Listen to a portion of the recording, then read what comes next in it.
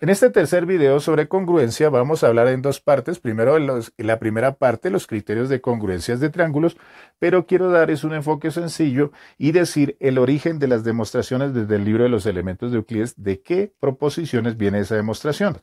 Hola, soy Eduardo Cárdenas de Matemática Empírica y los invito a que me acompañen en esta guía por la geometría. Entonces, los criterios de congruencia de triángulos existen tres. Y la idea es que cuando yo tengo cierta información sobre dos triángulos que guardan cierta congruencia, pues es razón suficiente para decir que los dos triángulos entre sí son congruentes.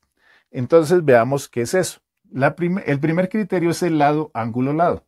Cuando nos dan dos triángulos, digamos que tenemos dos lados en los dos triángulos que son congruentes o que tienen la misma longitud.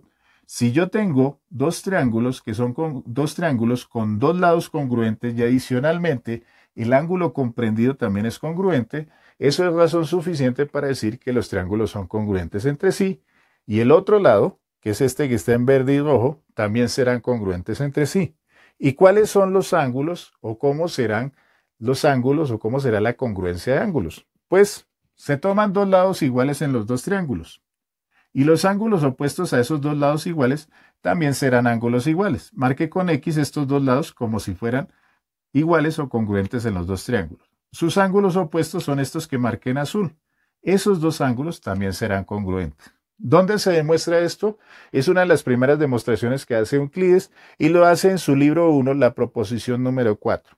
De ahí viene la demostración y es base esta demostración para muchas proposiciones adicionales en la geometría y es también estructura para los otros dos criterios que ya les voy a explicar. Ahora, viene un segundo criterio que es el criterio de lado, lado, lado. Esto es 3Ls. Este criterio, como su nombre indica, es que si tenemos dos triángulos donde sus tres lados son congruentes entre los dos triángulos, pues es información suficiente para decir que los dos triángulos son congruentes y que los ángulos también tienen congruencia entre ellos. Ahora, ¿cómo sé qué ángulos son congruentes? Pues la situación es la misma que hicimos en el primero. Si tengo aquí marcado con una X dos lados que son congruentes, el ángulo opuesto a ellos, que es este marcado en azul, también serán congruentes en los dos triángulos. ¿De dónde viene esta información? Apoyado en la proposición número 4, Euclides hace la demostración en la proposición número 8 de este criterio.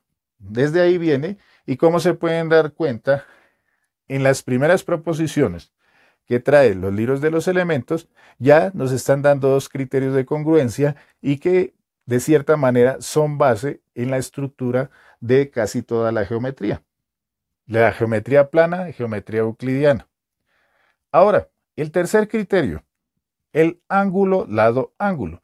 Hay que tener en cuenta que en este criterio nos están, no le anotamos acá, pero ese se conoce como ala, ángulo, lado, ángulo. Ese tiene dos presentaciones, no sé si entiendan las figuras acá. En la primera presentación es que se tiene un lado y los dos ángulos que se forman en los extremos de ese lado son congruentes en los dos triángulos. Es decir, esta longitud es congruente con esta, este ángulo congruente con este y este congruente con este.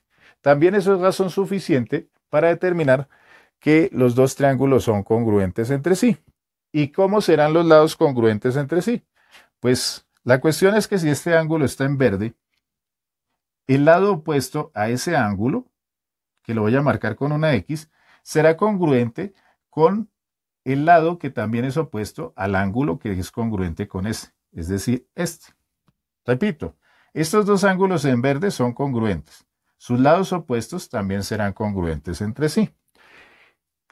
La segunda parte tiene que ver es que se conoce dos ángulos y un lado opuesto a uno de esos ángulos. Esto que está punteado es como si no lo conociera. Entonces conozco estos dos ángulos y un lado que es opuesto a uno de esos ángulos que estamos viendo acá.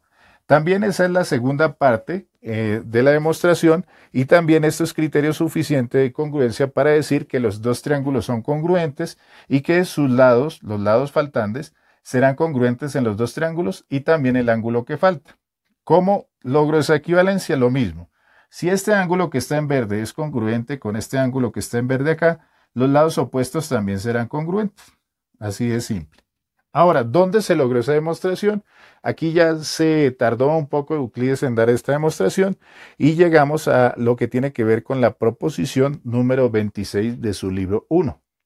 Entonces es interesante que ustedes tengan una referencia diferente donde les estoy mostrando que desde los libros de Euclides, en estas tres proposiciones que nunca se nombran, desde el año 300 antes de Cristo, o sea, hace mucho tiempo, ya se logró, se hacía la demostración de estas congruencias. Obviamente con ciertas cosas que se fueron puliendo con el tiempo, pero estos tres criterios de congruencia son una de las bases de la geometría plana y es muy importante y por eso es que ha tenido tanta trascendencia. Esto pues obviamente se encuentra en muchos textos tanto de bachillerato como de universidad en las áreas básicas, pero quería que conocieran sus raíces. Espero que les guste.